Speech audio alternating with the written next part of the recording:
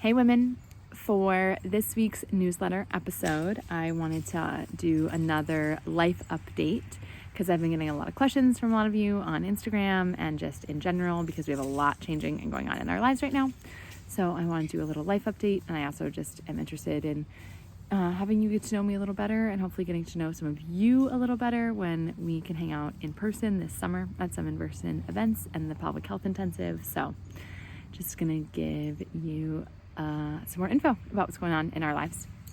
So before I go through all of your questions on Instagram, let me give you a more broad update. Right now I'm sitting on my outdoor deck, which is this beautiful platform that my husband built for me down by a creek on our property in North Carolina.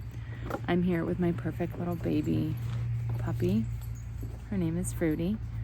Fruity is new to us. She's only 9 weeks. We got her when she was 7.5. She is a blue heeler or a cattle dog puppy, and she's a little terror, but that's her job at this point. But she'll be a great loyal dog, I'm sure. I have had one of your questions was, have I ever had a heeler in the past? And I had a blue heeler husky mix who was my beloved 3-legged dog and who passed in November. And I've just been opening my heart and waiting for the next dog friend to come into my life. And now I have this cute, perfect little pup. So that's huge news. And having a puppy is insane. It's not for the faint of heart. So that is one thing that's happening.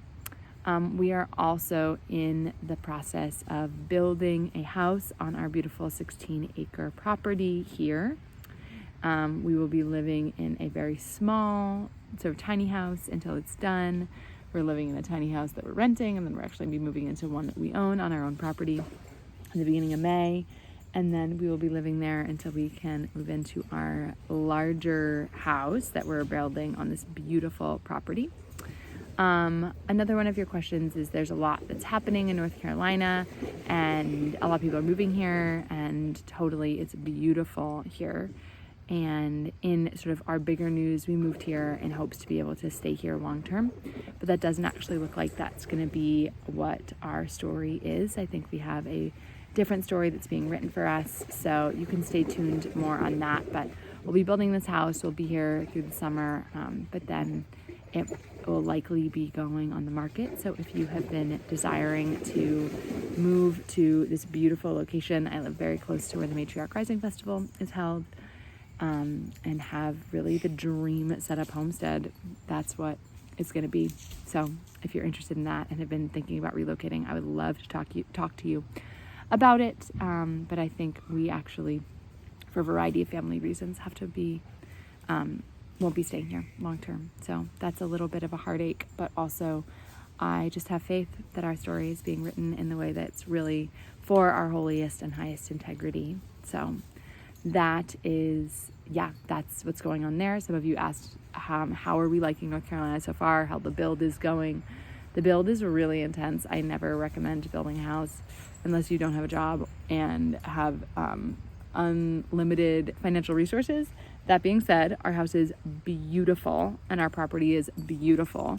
And so that's really, really cool. And I think the best thing about this place so far is just the weather. It is gorgeous here. It's just like 75 and the sun just shines and it's beautiful. So that we're really liking, and just being outside all the time. We hike our dogs at least 4 to 6 miles a day, and I try to work outside as much as I can. And Ryan's obviously outside building all the time. So that's something that we're really, really liking. Hang on, let me look at what your other questions were.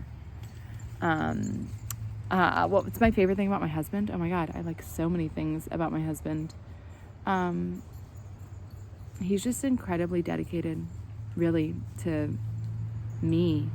I mean, that's not really a thing about him, but I guess what I mean is the type of man he is a man that is dedicated to being of service, and specifically of service to women and children. And he thinks that that is the most sort of worthy and honorable thing that men can do. And so he has dedicated his life to being able to be of service in as many ways as possible. So he is incredibly competent at so many different things. He's just an incredible craftsman, builder, super capable. As I said, he just built me this outdoor office, is building us a tiny house and then building us another house. And he's just game and down. And I just am so in awe of really his skills, and also just the why behind the skills, which is just dedication to family, truly. And he's just very good looking. Oh my gosh. He's over there literally chopping wood as we speak. So that's something sweet. Another question I got was, how do you like being an influencer? I don't really think I am an influencer. I maybe am a content creator, but I don't really try to tell you what to buy or what to do or what lifestyle to lead, which is, I think, the difference between influencers and content creators. I'm a teacher. I run courses. I run my one-on-one care practice, but I'm not really trying to influence your life. I mean, I guess I am. I want to influence you to live a more female physiologically and spiritually centered and feminist centered life. So I guess that's the case, but I don't really consider it influencing. I'm not really into like products. Maybe one day, but so that question, do I like being an influencer? I don't consider myself an influencer, but I do like being a teacher, and I do really love the work that I do. Are we on a conscious conception journey? And if so, how's it going? Yeah, we are. We've been calling in our babies for a while now. And I mean, it just keeps changing. It's really a wild thing. And what I have been realizing, and I obviously work in women's health, but the more that I really think about the miracle that is conception, like we can optimize fertility, we can optimize our female bodies, but that's entirely different, I think, from conception. So I don't feel infertile in any way. I feel fertile and healthy, and we're just really waiting patiently for the magic of our babies, which I think will be God-given. Can women work with me one-on-one online? Yeah, absolutely. This is another question. You totally can. I have some spots that are open for the month of May, and I don't have any spots in June. I have a few in July. I don't have any in August. So if you are interested in working with me one-on-one to heal a variety of pelvic health concerns or other aspects around your feminism and how you show up as a woman in your life, let me know. I do have some availability there. Okay, what am I most looking forward to for the intensive? Oh my goodness, just the opportunity to be with all of you in person. I feel like our world has changed so much in the last few years, and I used to teach a lot of in-person events, and now this is really the big one that I do every year, where I can just, I mean, it's just like hostess, like having all of the details really thought of and taken care of. The food's amazing, the goodie bags are amazing, the beds are comfortable, there's no like I don't know, there's no like scents of anything, there's no like fake fragrances, like there's fresh flowers. It's just like so gorgeous and beautifully hosted that I can actually create that environment to then also relay just what I think is just the most essential and important information that we all need about living in our female bodies. So really, I realized I just said I was excited about a lot of things for the intensive, but just being able to teach in an environment that I have sort of cultivated to be just the most warm and welcoming and personable. Yeah, it's such a cool place to learn and such a cool environment to learn in. Why did we leave Massachusetts? So it was bittersweet. I really love Massachusetts. I love where I'm from. And I still do just have such a wonderful women's community there. But for us, I really wanted to figure out how to center the needs of my aging mother and my husband and myself and wanting to have children over the next 10 years. So I am in a generation where I'll be caring for an aging parent while also raising young children. And I wanted to do that in a place that would be the most easeful ultimately, which means I want to be able to live on land where my kids can be outside. I would like my mother to be able to live near us, ideally like right next door to us.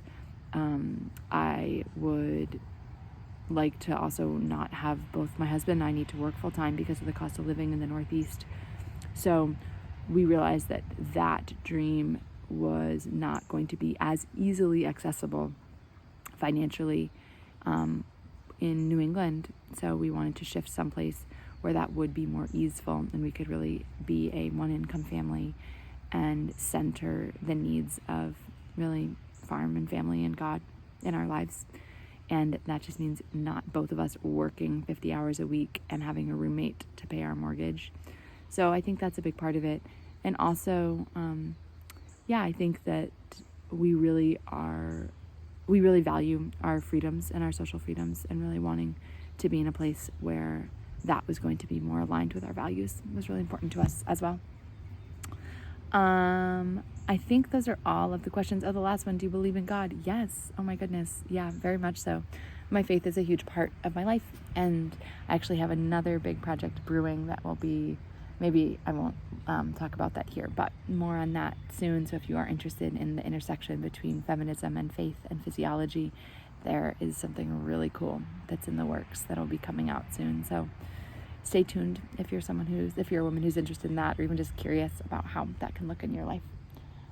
Okay, I think that's it for my life updates for now. And yeah, if you are interested in anything that I mentioned, specifically if you're thinking about coming on the intensive this summer, I would love to talk with you about it. If you're thinking about relocating to North Carolina, specifically the beautiful mountains of Western North Carolina, I would love to share with you our experience and about our house when it goes on the market. And yeah, I think we'll leave it there. All right, talk soon, women. Hey, also, look at this little sleepy muffin.